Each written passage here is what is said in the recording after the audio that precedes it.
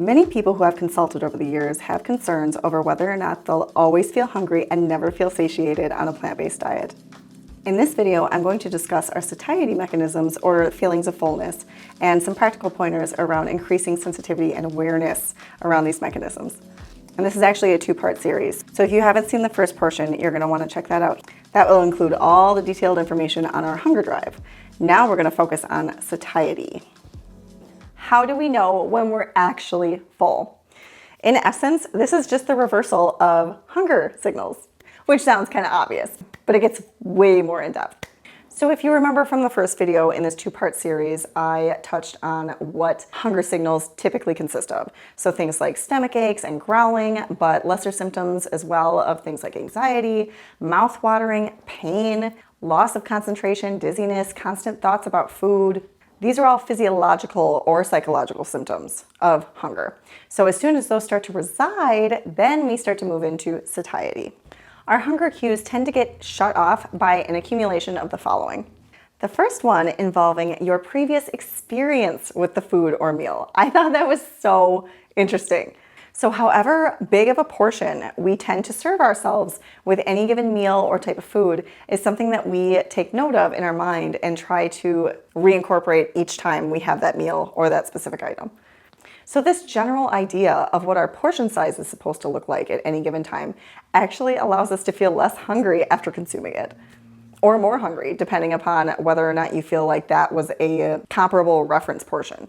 Some other cues that shut off our hunger drive are things like taste, smell, visual cues, chewing duration, total eating duration, total volume of the food, water and fiber content, nutrient content, contents of your previous meal, and how long ago that meal was, also your hunger level beforehand, or how much physical activity you had that day. There are so many factors that go into a cascade of satiety signaling following a meal.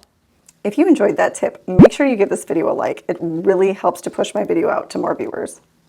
Now I'm going to talk about some cues that let us know that satiety has been reached. So these are things like reduction in pleasure and diminished taste perception. So you'll notice at some point in the meal when the flavor is just not as enticing as it initially was when you started the meal because you're not as hungry as you once were. But the actual act of eating that meal will get less and less pleasurable as you go along. Another cue comes from our stretch receptors when these are effectively activated. So when you get to a point where you've consumed an appropriate amount of food, so a specific volume, and this varies from individual to individual, then you activate these stretch receptors in our stomach that let us know we've had enough food. And please don't put any more in my belly because it will start to hurt. Don't worry, we've all been there. We've already touched on the fact that prior symptoms of hunger are either significantly diminished or disappear altogether when reaching a state of satiety. You will also notice feelings of wellness and calm. That's when you know you have reached your max and you are officially full. So these satiety cues are not always as apparent as you may think. So if you have consumed the standard American fare at any duration throughout your life, you probably have a diminished sense of these signals because a lot of those artificial foods tend to bypass these mechanisms, and we have to consume a lot more of them in order to feel these feelings of satiety and fullness. But don't worry, because now we're going to focus on some practical pointers for increasing our sensitivity and awareness around satiety. The first one being meal regularity. Train your body to anticipate phases of hunger and fullness throughout each day. Now, whether this is breakfast, lunch, and dinner, or you have 2 meals a day as opposed to 3, or you have 1 meal a day like some people are doing these days, it's totally up to you. Just make sure you're consistent. In all, what we're trying to do is listen to our body and practice listening to our body. The more you practice, the better you get at it. And I already alluded to the second point of eat whole natural foods that don't bypass your satiety mechanisms. When we eat things like oil and sugar and salt, those are so concentrated that our bodies cannot register all of those calories or those certain nutrients at once. So oil, let's say, if you consume, I know nobody drinks oil, but if you eat some French fries, for instance, that are just soaking in oil, those are going to bypass your system at a rate that's exponentially faster than had you just eaten the French fry without the oil. It's a difference of minutes and hours. It takes only a few minutes for the oil to register in your body, as opposed to several hours that it takes for the potato to register if it were just eaten alone. The quicker it's taken up into the body, the more efficiently it's stored as fat. So focus on those whole grains, legumes, nuts and seeds, veggies, and fruit. And you won't have any issues getting in touch with these satiety mechanisms. Another strategy you can use to increase these signals is food journaling. I know a lot of people are not a fan of this, but it is in fact really eye-opening. If you just take a few weeks to write down what you ate, how you felt before you ate it, during and after, and you will gain so much insight as to how certain foods make you feel and whether or not they bring on certain emotions and how you respond to those emotions, whether or not this increases your intake of those foods or decreases, things like that. So this can be a very eye-opening experience. So the next strategy is to just check in yourself from time to time during your meal and ask, am I at a 0, being super hungry, or am I at a 10, which is super full? If you're at about a 5 or 6, then you know that you're either finished eating or you'll be finished very soon. Just stop periodically throughout your meal and reflect on this question. Am I a 0? Am I a 4? Am I a 7? And you'll get better in touch with these mechanisms. So another strategy around this that the Japanese use is called hara hachibu. This basically means stop eating when you're about 80% full. When we consume our meals, it takes approximately 20 to 30 minutes to actually reach an area of our gut that signals that we're completely full. So if you wait until those mechanisms kick in fully, you might have consumed too many calories and then experience feelings of pain and discomfort and bloating. But if you push away from the table at a point when you're about 80% full and then wait that additional 20 to 30 minutes and see if you are truly still hungry, then come back and finish whatever you were eating. Don't go get something new, because we'll talk about that in a minute. But finish whatever meal you started on and then try this again. The next strategy is to make sure you don't beat yourself up if you eat past your hunger drive or eat past feelings of fullness. We all do it, unfortunately. It's just in our nature. We see food, we want to eat it. It's very difficult to get in touch with these satiety and hunger drives from time to time, and some of us are better at it than others, but practicing these strategies is really going to help you get into better touch with these mechanisms. So just recognize it for what it is, take note, and move on. Just do better at the next meal. As I already alluded, it's really helpful to decrease the amount of variety of food you have available to you. So if we have bananas and apples and peaches and pears, we're so much more likely to gain a second, third, fourth stomach for each of these new items, regardless of how full we are. This is why we can always find room for dessert.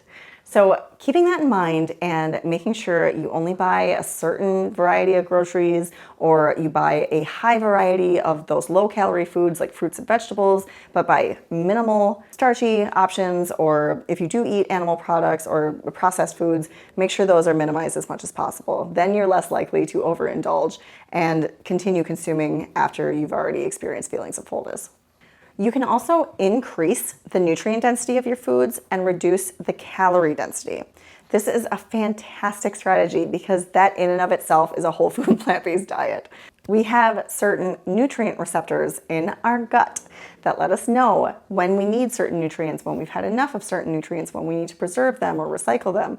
So it's really important to make sure you're taking in foods that are going to satisfy these needs, as opposed to a bunch of highly processed or animal products that are only going to provide specific macros or micronutrients. So it's very difficult to know when we're feeling hungry or full, truly, if we're not getting proper nutrition, if we're not meeting our essential needs at the very core of our physiological processes. Another strategy is to ensure that you're getting appropriate amounts of starch at each and every meal. So this would entail things like potatoes and rice and millet and all of those wonderful, complex carbohydrate-laden foods that are going to allow you to feel full for a longer period of time. So my primary carb of choice has always and probably will always be beans. I love beans, and that's particularly because of how they keep me feeling full and satiated well after I've eaten them.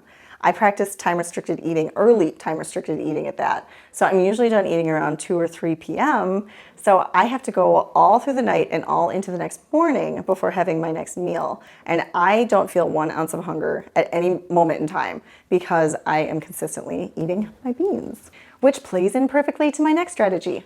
Fiber. Fiber is so important for feeling satiated. Beans are packed with fiber, as well as other complex carbohydrates, but also fruits and veggies and all those wonderful plant foods. Even nuts and seeds have fiber in them. So make sure you're consuming plenty of that. But water is the other component that allows those stretch receptors to be initiated and allow us to feel feelings of fullness. So focus on those 2 things and you should get in much better touch with these mechanisms. Now, the last 3 things are more habits. So these are sleep, hydration, and exercise. These may not be as obvious, but if we don't get proper sleep, our hunger drive is all over the place. I know mine is. Our judgment is terrible. So we're consuming food simply based on our cravings and not so much based on our needs because our body is not giving us proper signals, letting us know what the heck it needs. So 8 to 9 hours a night is preferable. But also hydration. So many people forget to drink their water. Like that is the biggest macronutrient we should be taking in on a regular basis. And these plant foods have a ton of water in them already. So you shouldn't have to get too neurotic about this, but just carry a water bottle everywhere you go. It's so helpful. I love sparkling water. This is my go-to, and it is so much more tasty than people give it credit for, I feel. You can even throw some lemon or lime or different fruit in there and spice it up a little bit. And the last one being exercise is also so commonly overlooked when it comes to improving your hunger drive and these sensory mechanisms around satiation. So exercise actually increases hunger and satiety regulatory systems to work better. Ultimately, this prevents overeating that's not based on true hunger. So if you're having difficulty getting in touch with your hunger drive or your satiety, make sure you are increasing your exercise. And in no time, you will know when you're truly hungry and when you're truly full. I hope this video was helpful, guys. Make sure you leave me comments on any questions you may have, or if you don't agree with anything I said, or if you want to add to the video, please let me know. I am all about improving the communication in this community, getting the plant-based word out there and helping as many people as we can around transitioning to a healthier lifestyle. So I will see you in the next one. Make sure you check out the first video if you haven't seen that one yet that focuses on the hunger drive, and I will link that here. Bye, guys.